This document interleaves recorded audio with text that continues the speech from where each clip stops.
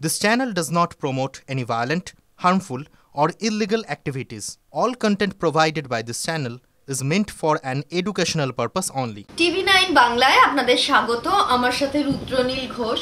রুদ্রনীল, প্রচন্ড শুভেচ্ছা ধূমকেতুর জন্য এবং সেখানে আপনার পারফরম্যান্স যেভাবে প্রশংসিত হচ্ছে তার জন্য। আমরা সম্প্রতি একটা বিতর্কও দেখছি এটা নিয়ে, যেখানে আমরা দেখেছি ছবির প্রযোজক রানা সরকার বলেছেন এই ছবি যদি বাংলাদেশে মুক্তি পায়, তিনি চাইছেন বাংলাদেশে মুক্তি পাক এই ছবি, কিন্তু তারপরেই আমরা দেখেছি বঙ্গ বিজেপির টুইট, তারা বলছে এই পথে এগোনো ঠিক না। আপনি কি বলবেন? দেখুন, প্রথম কথা হচ্ছে যে আমরা কেউ চাইলেই তো কাঁটাতার সীমানা সেটা ছেড়ে এদেশ থেকে ওদেশে ছুটে চলে যেতে পারি না, তাই না? তার জন্য ভারত সরকার রয়েছে, তার নিয়ম রয়েছে।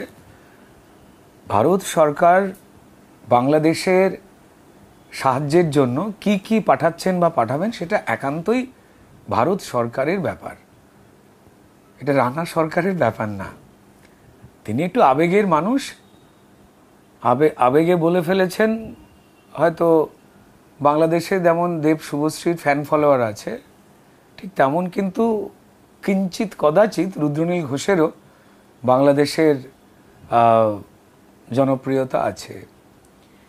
কিন্তু ঘটনার জায়গা হচ্ছে যে আমরা তো বাংলাদেশকে নিজেদের মতো ভেবেই ভালোবাসা দিই, কিন্তু কষ্ট লাগে যখন দেখি তারা প্রত্যুত্তরে আমাদের পশ্চিমবঙ্গের মানুষের প্রতি একটা যে কোনো ফেসবুক পোস্টে তারা খুব দুঃখজনক মাঝে মাঝে বার্তা দেন। এটা আমাদের ব্যথিত করে। তো যাই হোক, সেগুলো একটু মাথায় রাখলে ভালো হতো। আর দ্বিতীয় জায়গা হচ্ছে যে এটা সহপ্রযোজক তো দেব ভেঞ্চার্স, অর্থাৎ দেবের কোম্পানি। দেবের সঙ্গে একটু আলোচনা করে নিয়ে যদি রানা বাবু এটা বলতেন তো তাহলেও বোধহয় ভালো হতো। আজকের এই জামাতে ইসলাম ঘনিষ্ঠ ফারুকিদের সঙ্গে হোক, যাকে উনি ট্যাগ করে লিখেছেন, বা এর আগে শেখ হাসিনা সরকারের বিভিন্ন নেতা মন্ত্রীদের সঙ্গে হোক না কেন, রানার একটা ভালো সম্পর্ক। কিন্তু ওখানের বেশ কিছু বিষয়ে বিক্ষোভ বা উগ্রতা কয়েকটা সময় সাংঘাতিক দেখতে পাওয়া যায়। এবার তিনি যে ফারুকিকে চিঠি লিখেছেন নিজে দায়িত্বে, মানে ট্যাগ করেছেন ফেসবুকে, এটা দিয়ে অন্য শিবির কেমনভাবে নিচ্ছে সেটাও রানাদাকে একটুখানি বুঝে নেওয়া উচিত ছিল। এটা আমাদের কাছে কাম্য নয়, এটা একান্তই ভারত সরকার বাংলাদেশ সরকারের ব্যাপার। একটা জিনিস জানতে চাই, রানা সরকার ছবি রিলিজের সময় মজা করে বলেছিলেন যে রুদ্রনীল তো এই ছবিতে খুব ছোট একটা চরিত্র করেছে, উনি বোঝাতে চেয়েছিলেন যে ছবিটা রিলিজ করুক, আপনারা বুঝতে পারবেন ইম্প্যাক্টটা। আর দেব প্রথম দিন থেকে বলেছেন যে রুদ্রনীলের অসাধারণ পারফরমেন্স এই ছবিতে। শঙ্কুদেব পণ্ডার একটি পোস্ট আমরা দেখেছি যেখানে বলা হচ্ছে যে রুদ্রনীলকে সতর্কভাবেই প্রথম থেকে প্রচারে রাখা হয়নি, মানে তাকে একটু চেপে দেওয়ার চেষ্টা করা হয়েছে। এটা নিয়ে আপনার কি বক্তব্য? কারণ ছবিটা মুক্তির পর কিন্তু সত্যি আপনার নাম নিয়ে চূড়ান্ত প্রশংসা দেখা যাচ্ছে। দেখুন, প্রত্যেক অভিনেতারই তার গুণগ্রাহী থাকে, ফ্যান্স যেটা বলে থাকে। আমরা যারা শুধুমাত্রই অভিনেতা, আমাদের অভিনয়টাই যেখানে শুধুমাত্র আমাদের পুঁজি, সোকল মেনস্ট্রিম বা হিরোইক যে টুল, সেগুলোকে নিয়ে আমরা অবতীর্ণ হই না। এবং এই ধরনেরও একটা বিরাট বড় দর্শক রয়েছে এবং এই দর্শকটা বাড়ছে। আমি বাজি রেখে বলতে পারি, যেমন এই সিনেমায় আমি অভিনেতা দেবকে দেখতে পেয়েছি। সে হয়তো অনেক ভালো ভালো চরিত্রে এখন অভিনয় করছেন, কিন্তু একজন সহ অভিনেতা দুজনে মিলে যে দৃশ্যগুলোকে আমরা শেয়ার করেছি, সেক্ষেত্রে বলতে পারি যে গান একা গাওয়া যায়, বাজনা কখনো একা বাজিয়ে নেওয়া যায়, কিন্তু অভিনয়টা একা করা যায় না। এবং সেই ক্ষেত্রে কিন্তু আমার দেখা দেবের এটা অভিনেতা হিসেবে সেরা কাজ। কবে করেছেন এটা? প্রায় 9-10 বছর আগে। আমার নিজের মনে হয়েছে যে শুধুমাত্র আমি চেষ্টা করলেই দারুণ অভিনয় করতে পারবো এটা কিন্তু নয়। পরিচালক, আশপাশের অভিনেতারা, এই পুরোটাই কিন্তু এই পরিবেশটাকে তৈরি করে, যে পরিবেশটা আমিও যেমন পেয়েছি ঠিক তেমনই দেবও কিন্তু অভিনেতা হিসেবে সে কিন্তু পেয়েছে। প্রচারের ক্ষেত্রে অবশ্যই দেব শুভশ্রী তাদের ফিরে আসাটা যে একটা বড় ম্যাজিক বা আকর্ষণ ছিল বৃহত্তর দর্শকের কাছে, এটা তো আমরা কেউ অস্বীকার করতে পারি না, সেইভাবেই প্রচারটা গেছে। এবার যারা অভিনেতাদেরই কাজ পছন্দ করেন তাদেরও একটা আগ্রহ তৈরি হয়েছে সিনেমাটা রিলিজ করবার পরে। যে রুদ্রনীল প্রচারে যে পোস্টারগুলো তৈরি হচ্ছে, ফ্লায়ারগুলো যাচ্ছে, সেখানে তারাও তাদের দেখতে পাচ্ছেন। এটা তাদের ধন্যবাদ, ঈশ্বরকে ধন্যবাদ। কিন্তু ওই একটাই জিনিস থাকে, যেমন দুলাল লাহিড়ী অপূর্ব কাজ করেছেন এই সিনেমাতে, তো এটা তাদের ভালো লাগা। তো সেক্ষেত্রে প্রযোজক দেব ভেঞ্চার্স এবং প্রযোজক রানা সরকার তারা কি সিদ্ধান্ত নেবেন তাদের ব্যাপার, যে আমার মুখ আদপেই তারা পোস্টার বা প্রচারে আনবেন কিনা তাদের ইচ্ছা। কিন্তু মানুষ সিনেমা হলে গিয়ে বেরোবার সময় কিন্তু ওই আপনাদেরও একটা প্রতিবেদনে দেখছিলাম বা সবাই যেটা লিখছে, যে দেশু দেখতে ঢুকে এই সিনেমায় আমরা দেরুকে নিয়ে বেরিয়ে এলাম যে যুগলবন্দি হয়েছে। এটা তো একটা পরম পাওয়া একজন অভিনেতা হিসেবে। আর পর্দায় যখন মানুষ আমাদের দেখেন তখন কিন্তু আমরা কেউ কোনো রাজনৈতিক দলের নই, আমরা তখন শিল্পী। আর যে দর্শকেরা আসেন বিভিন্ন রাজনৈতিক দলের, তারা কিন্তু নিখাত দর্শক হয়ে আসেন। আর বন্ধুত্বের জায়গাটায় পরিচালক টাঙিয়ে দেন একটা পর্দা। তো আমার মনে হয় যে সেই আনন্দ, সেই আবেগ যা আছড়ে পড়ছে সেটা এইভাবেই চলুক। সকাল 7টা থেকে রাত 2টো অবধি শো, ক্রমাগত সব শো হাউসফুল যাচ্ছে। 300-র উপরে শোজ ক্রমাগত হাউসফুল যাচ্ছে। এটা তো আমারও দেখা নয়, দর্শকদেরও দেখা নয়, এটা শুধুমাত্রই হয়েছে দর্শকেরা ওই 9-10 বছর ধরে শুধু আমাদের প্রযোজক, পরিচালক, অভিনেতা, টেকনিশিয়ানস যারা ধূমকেতুতে কাজ করেছিলাম 9-10 বছর আগে, তাদের মতো যন্ত্রণার অপেক্ষায় ছিলাম না, যেন দর্শকের ওই যন্ত্রণার অপেক্ষা ছিল। প্রচুর কমেন্টস এসছে সোশ্যাল মিডিয়াতে যে রুদ্রনীল ঘোষ এত ভালো অভিনয় করেন, ওনার রাজনীতি করার দরকার কি, উনি বেশি করে অভিনয় করুন। এটা কিন্তু দর্শকরা লিখেছে, আপনি কি বলবেন? আমি শুধু একটাই কথা বলবো, যে এই কথাটা আমার সঙ্গে সঙ্গে দেবকে বলা উচিত, এই কথাটা ব্রাত্য বসুকে বলা উচিত, এই কথাটা কাঞ্চন মল্লিককে বলা উচিত, বা বাকি যদি এই কথাটা বলতেই হয় তো তাহলে বাকি সবাইকেই বলা উচিত। ইভেন আমাদের বামপন্থী রাজনীতি করে বাদশাহ, দেবদূত, তাদের ক্ষেত্রেও বলা উচিত। কি হয়, একটা সময় ছিল অনেকেই হয়তো খবর সেভাবে রাখতে ভুলে যান। সব্যসাচী চক্রবর্তী, সৌমিত্র চ্যাটার্জি, প্রভাত প্রতিম যারা ছিলেন, অনিল চ্যাটার্জি, এরা শুধুমাত্র অভিনয় করে মন জয় করতেন না, তার সঙ্গে সঙ্গে কেউ কেউ তো প্রার্থীও হয়েছিলেন এবং রাজনৈতিক দলের সমর্থকও ছিলেন। রাজনীতিকে সমৃদ্ধ করা সমস্ত জীবিকা থেকে আসা মানুষের একটা কাজ। শুধুমাত্রই আমার বাবা, আমার পিসি, আমার ঠাকুমা, আমার জেঠু তারা একটা দলে রাজনীতি করতেন বলে আমরা রাজনীতি করবো, কারণ রাজনীতিটাই তো একমাত্র আমার দেশের বৈধ পদ্ধতি যেখান দিয়ে মানুষ তার জীবনযাত্রা কোন মানে নিয়ে যাবেন সেই সরকারটাকে বিশ্বাস করে নিয়ে আসবার চেষ্টা করে মানুষ। অগণতান্ত্রিক পথ তো আমরা কেউ বাঁচতে পারবো না। তাই এই দেশের নিয়ম অনুযায়ী হ্যাঁ, আমার সমাজকে জানতে হবে, সমাজকে না জেনে রাজনৈতিক ক্ষেত্রে এলে কিন্তু হাসির খোরাক হতে হয়, বা ওই 2-1জনকে দেখে মানুষ মনে করেন এরাও বোধহয় বোঝে না। একদম তা নয়। একটা অসাধারণ যে পারফরমেন্স রুদ্রনীলের এই ছবিটাতে, যদি 10 বছর আগে মুক্তি পেত, অনেকের বক্তব্য যে রুদ্রনীলের কাছে এত কাজ থাকতো যে তাহলে হয়তো রাজনীতিতে আসার সময়ই হতো না। এইটা মনে হয় কিনা? কারণ এরকম বক্তব্য আপনার মুখেও তো আমরা শুনেছি যে সত্যি কাজের অভাব রয়েছে, এবং সেটা হয়তো কিছুটা রাজনৈতিক কারণেও, আপনার শিবির গেরুয়া হওয়ার কারণেও। সেইটাকে আপনি কিভাবে দেখছেন এই ছবিটা মুক্তির পর? এটা শুধু রুদ্রনীলের ক্ষেত্রে বলা হচ্ছে কেন? আমার যারা শাসক দলের বন্ধুরা রয়েছে, কেউ তাদের ক্ষেত্রে তো কেউ বলছেন না, কারণ তাদের কাজের অসুবিধে কেউ করছে না। কে করছে না করছে আমি এই কোনো বিতর্কে যাব না। মানুষ সেটা দেখতে পাচ্ছেন, কিন্তু এমনটা তো হওয়ার কথা নয়। ফিল্ম ইন্ডাস্ট্রিকে রাজনীতি নিয়ন্ত্রণ করবে, এখানেই তো সর্বনাশের বীজটা লুকিয়ে। অবশ্যই রাজনীতি থাকবে, অফিসে আদালতে তর্ক বিতর্ক, মতান্তর, শাসক দল বিরোধী দল একে অপরের ভুল ভ্রান্তি নিয়ে আঙুল তুলবে, এটাই তো পরিষ্কার একটা স্বাস্থ্যকর পরিবেশ। কিন্তু সত্যি কথা বলতে পারবো না, এইটা হলে ভালো হতো, একে বয়কট, তাকে বানচাল করা, ওকে অবরোধ তৈরি করা। কেন ভয় পাবে যে এই শিল্পীকে নিলে আমি হল পাবো না, আমার শুটিং বন্ধ করে দেওয়া হবে?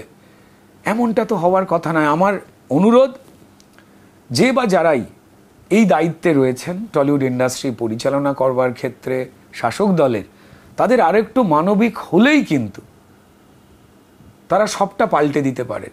কোনো মানুষই চান না বিদায় তো নিতেই হয় একদিন না একদিন, যে চলে যাওয়ার দিনে তার দিকে মানুষ ঘৃণার চোখে দেখুক। তিনিও চান যে চলে যাওয়ার সময় আমায় যেন ভালোবেসে মানুষ মানে হাত নাড়াক। আমরা সেই পরিবেশটা চাইছি, তবেই বাংলা ফিল্ম ইন্ডাস্ট্রির উপকার হবে। আমি সুন্দর করে থালা তৈরি করে দিলাম খাবার দেওয়ার জন্য, আর এমন কড়া নিয়ম নীতি তৈরি করে দিলাম রান্নাঘরে, মানে শুটিং ফ্লোরে, যেখানে রান্না হওয়ার জন্য আমি উপাদানই দিতে পাচ্ছি না। তো তাহলে এত যে সিনেমা হলের আমি শোয়ের জন্য বললাম, শোয়ের জন্য হল খালি রইল, কিন্তু সিনেমা তৈরি হয়ে এলো না। তাই সিনেমা তৈরিতে যে নিয়মগুলো সারা ভারতবর্ষের কোনো ইন্ডাস্ট্রিতে এত কড়া কড়া নেই, যারা দায়িত্বে রয়েছেন তাদের কাছে স্বনির্বন্ধ অনুরোধ, রাজনীতি যে ঘেরাটোপ তার বাইরে বেরিয়ে এসে একজন সিনেমা কর্মী হিসেবে আমার অনুরোধ, দয়া করে এই নিয়মগুলো যা অন্য ফিল্ম ইন্ডাস্ট্রিতে একটুও নেই, যে যতটুকু পারছে বাজেট নিয়ে আসুক, তাদের সিনেমা তৈরি করতে দিন। আচ্ছা বলুন তো, এই দোস্তজির মতো যে ছবিগুলো হয়েছিল, সেই ছবিগুলো তো লুকিয়ে লুকিয়ে হওয়া ছবি। বা প্রখ্যাত পরিচালক গৌতম ঘোষের ছেলে, সে একটি যে সিনেমা বানিয়েছিল, সেটি কি টলিগঞ্জের নিয়ম, কড়া নিয়ম মেনেই শুটিংগুলো হয়েছিল? তারা তো প্রযোজক পেয়েছিলেন 20 লক্ষ টাকা, 30 লক্ষ টাকা। সেই ছবিগুলো তারা যখন বানিয়ে ফেলেছে, বাংলা ফিল্ম ইন্ডাস্ট্রিকে গর্বিত করেছে পৃথিবীর কাছে বা ভারতবর্ষে। তো তাহলে হয়তো গৌতম ঘোষের ছেলে ঈশান ঘোষ হোক বা দোস্তজি, যারা এই সিনেমা বানিয়েছে, তাদের মতো প্রচুর নতুন নতুন পরিচালক অল্পের পুঁজির প্রযোজককে নিয়ে ঘুরে বেড়াচ্ছেন, কিন্তু টলিউডের কঠিন নিয়মে তারা সিনেমা বানাতে পারছেন না। তা আসলে টলিউড ফিল্ম ইন্ডাস্ট্রির ক্ষতি। যারা নিয়ম নীতিগুলো পরিচালন করেন, তারা যদি আগে এই নিয়মটা ঠিক করে দেন, রান্নাঘর ঠিক না করে সুন্দর করে আমি যদি থালা পেতে টেবিলে রেখে দিই, সেটা কি তঞ্চকতা হয়ে যাচ্ছে না? আমার মনে হয় এদিকটায় যদি তারা নজর দেন, তো তবে বৃত্ত কমপ্লিট হবে। এই যে বিধানসভা নির্বাচন, তার মুখে দ্য বেঙ্গল ফাইলসের এখানে ট্রেলার লঞ্চ এবং তাই ঘিরে বিতর্ক, এবং আবারও ধূমকেতুর প্রযোজক রানা সরকারের একটি পোস্ট এসছে যেখানে তিনি সমালোচনা করছেন এরকম ছবির বাংলায় মুক্তির, দেশে তো মুক্তি পাবেই। আপনি কি বলবেন? এখানে ট্রেলার লঞ্চেও যেরকমভাবে বাধা পেয়েছেন পরিচালক, সেটাকে কিরমভাবে দেখছেন? দেখুন, প্রথম কথা হচ্ছে, যারা বাধা দিয়েছেন বিভিন্ন নিয়ম নীতির অজুহাত দেখিয়ে, সেটা দেখে আমার হাসি পেয়েছে। কারণ ট্রেলার তো অলরেডি ইউটিউবে বেরিয়েই গেছে, সবাই দেখে ফেলেছেন। এখন তো সিনেমাকে এইভাবে আটকানো যায় না। আমি সিনেমা হলে এই সিনেমা দেখালে ভাঙচুর করে দেবো, এই ভয় দেখিয়ে ডিস্ট্রিবিউটার বা হল মালিকদের ভয় দেখানো যায়। তাতে কি হয়? এখন এতগুলো ওয়েব প্ল্যাটফর্ম চলে এসছে, বিকল্প মাধ্যম আমাদের কাছে রেডি একটা সিনেমা দেখবার। আমরা টিভিতে দেখি না, আমরা ওয়েব প্ল্যাটফর্মে দেখছি না, ওটিটিতে। তো তাহলে এটা তো কোনো মানে ছিল না। বরং যে ঘটনা ঘটলো, তাতে এই সিনেমাটি বেঙ্গল ফাইলস দেখবার আগ্রহ প্রচুর মানুষের বেড়ে গেল। আমি শুধু একটাই কথা বলতে চাই, যে এই বেঙ্গল ফাইলস তৈরি হয়েছে কয়েকদিন আগে, যে 16ই আগস্ট গেল, এটা তো ইতিহাস। আমাদের অবিভক্ত বাংলায় নবাব বা মুখ্যমন্ত্রী হোসেন শাহ সুহরাওয়ার্দী, যিনি মুসলিম লীগের নেতা ছিলেন, তাকে কমিউনিস্টরা, জ্যোতি বসুরা সাপোর্ট করেছিল যে বাংলাকে পূর্ব পাকিস্তান বানাতে হবে। সেই দাবিতেই ধর্মতলায় মুসলিম লীগের লোকজন জমায়েত করেছিল এবং সেই সভায়, সুহরাওয়ার্দীর সভায় উপস্থিত ছিলেন স্বয়ং জ্যোতি বসু। এবং ওই সভা থেকে উর্দুতে ভাষণ দেন হোসেন শাহ সুহরাওয়ার্দী, যা কোনো বাংলা বলা মানুষ বুঝতে পারে না। সেই ভাষণের পর হোসেন শাহ সুহরাওয়ার্দীর মুসলিম লীগের যে ভক্তকুল, তারা অস্ত্র হাতে ঝাঁপিয়ে পড়ে হিন্দুদের ওপরে এবং কাটতে শুরু করে। নৃশংস হত্যাকাণ্ড ঘটেছিল এবং গোপাল পাঁঠারা, গোপাল মুখোপাধ্যায়রা বাঙালি হিন্দুকে রক্ষা করবার জন্য, আত্মরক্ষার জন্য হাতে অস্ত্র তুলে নিয়েছিলেন। এটা তো কোনো গল্প নয়, এটা তো ঘটেছিল। জ্যোতি বসু তো উপস্থিত ছিলেন, তার কিছু হয়নি, তাকে খুব সাবধানে পৌঁছে দেওয়া হয়েছিল। অগণিত হিন্দু হত্যা হয়েছিল এবং সেই ঢেউ তারপর আছড়ে পড়েছিল নোয়াখালীতে।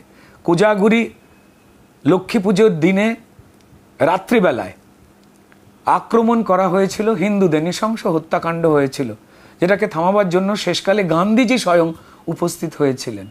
এ তো গল্প নয়, ইতিহাস। সেই সময় তো তৃণমূল বলে কোনো রাজনৈতিক দলের জন্ম হয়নি। আমি জানি না তৃণমূলের যারা সমর্থকেরা রয়েছেন তারা এত ভয় পাচ্ছেন কেন।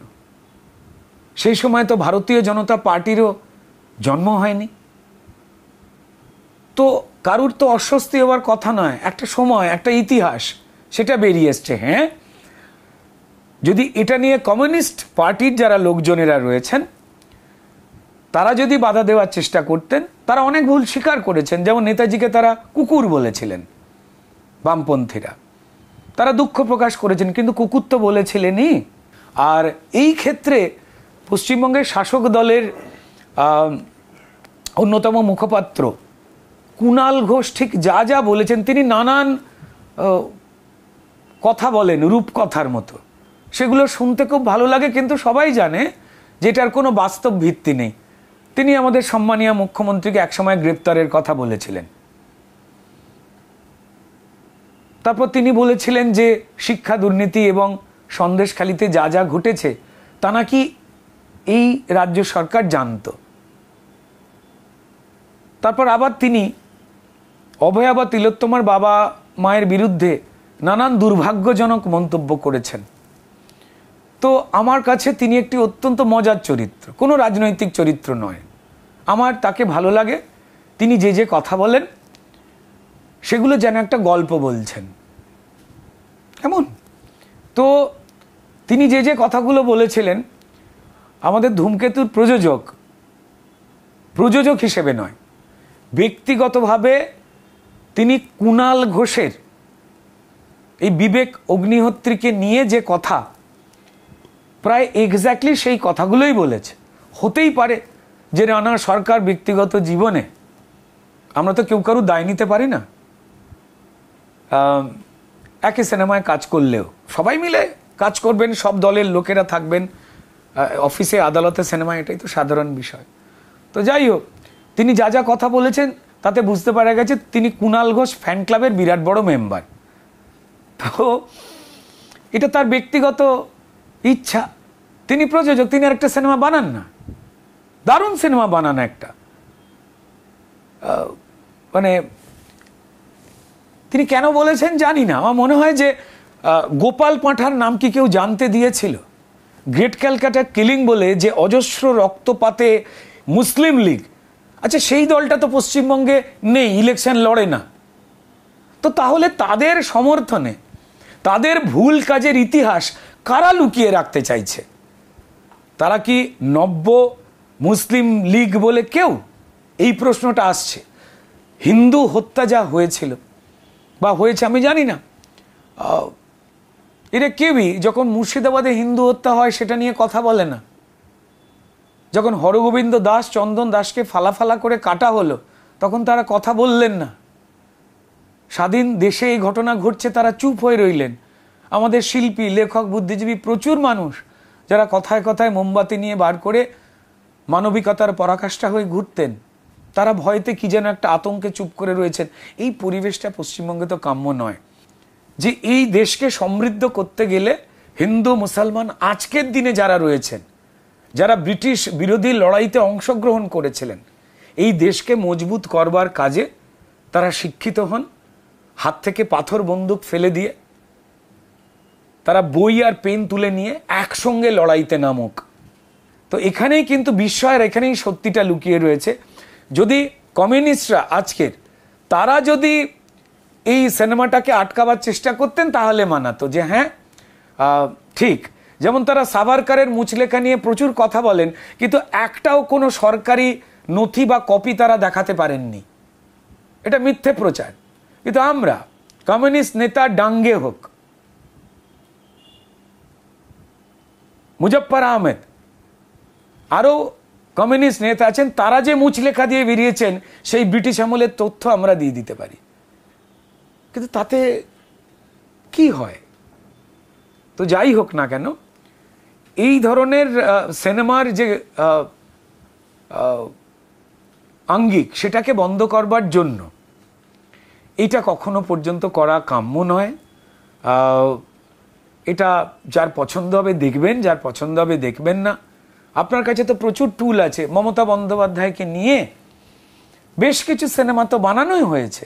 এবার সেই সিনেমা কেন তৃণমূল সমর্থকেরা দেখে হাউসফুল করাননি, আমি এখন তার দায় কি করে নেব?